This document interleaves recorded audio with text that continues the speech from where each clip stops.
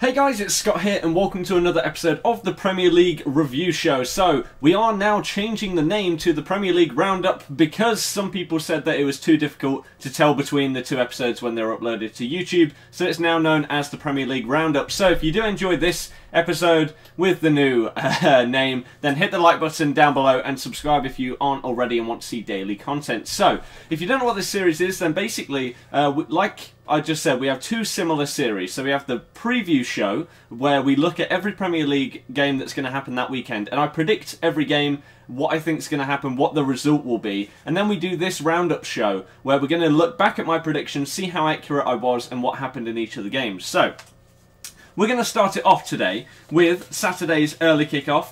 Oh, also, I apologise, Photoshop is screwing me over and just doesn't want to work. So there's no graphics on the screen like there were for the previous episode. Unfortunately, I apologise about that. Hopefully it'll be fixed by the next episode, but it just keeps crashing when I try and save things. So, we start off with Manchester United versus Newcastle. Now, not an incredible game, to be honest. Both teams were struggling up until this point, and I predicted Man U would turn it around after their victory against Club Brugge in the Champions League qualifier, or group game, whatever it was, where they won that game. Depay really playing really well. So I thought, it'll be the game where they click. Newcastle aren't the best defensively. This is going to be their game. But no, it was 0-0. So my 3-0 prediction was pretty wrong and off the mark. Now, here's an idea that someone put in the comments section of the last episode.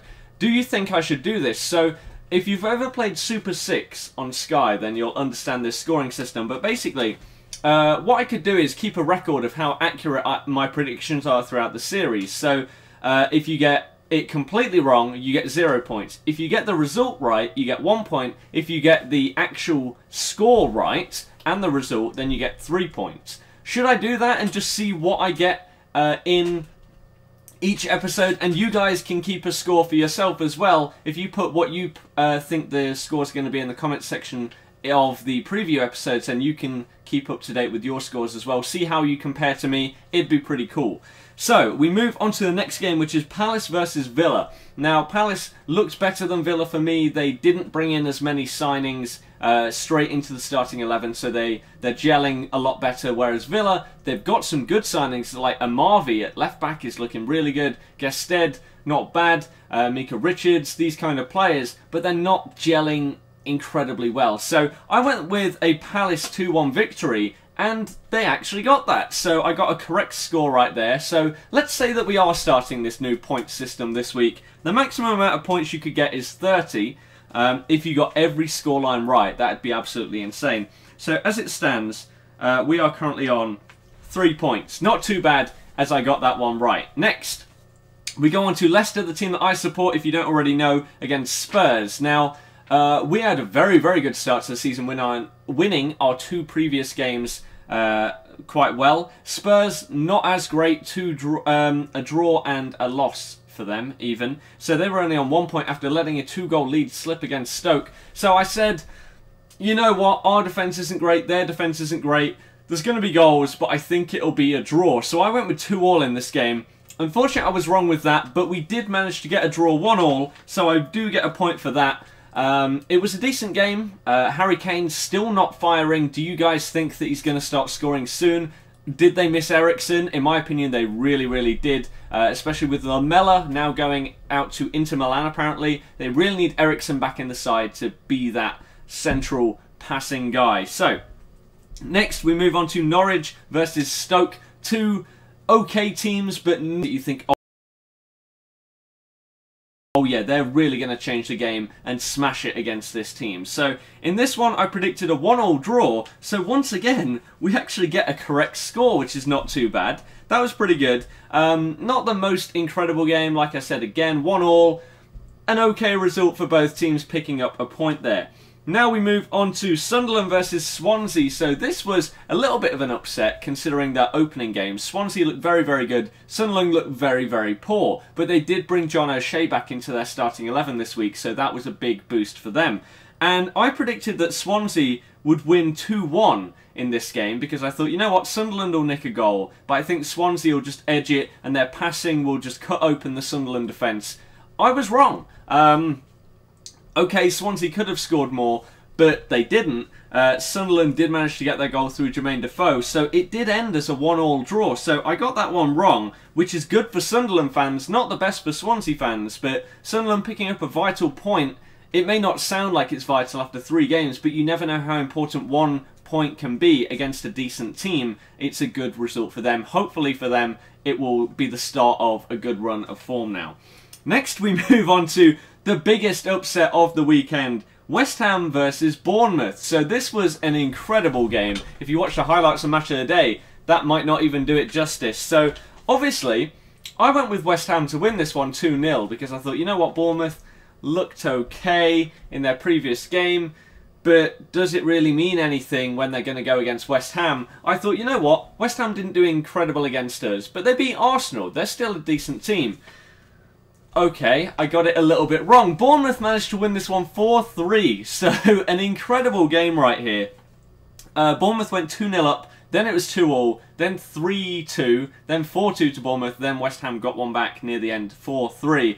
Very, very good game. Callum Wilson with the hat-trick, not too bad for him at all. So Bournemouth picking up a big, big, big 3 points for them right there. West Ham, I don't know if any of you guys are fans of West Ham, but are you a little bit worried? I called it before the season, after looking at their Europa League performances, their manager could get sacked very easily. He doesn't look incredible.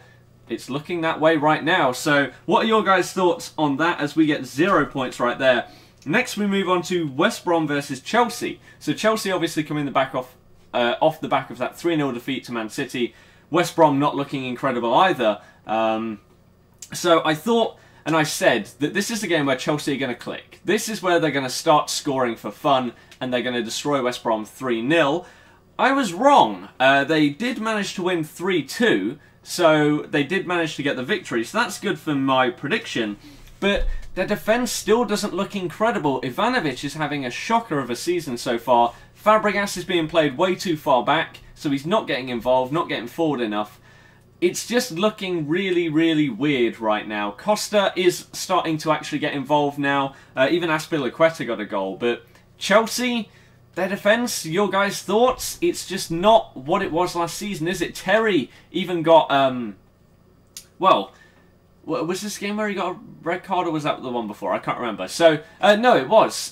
He was already out. So Zuma started, and he looked okay, but without Terry, they don't look as solid. Even with him in the previous game, so they didn't look great. So what has happened to Chelsea's defence? What is going on?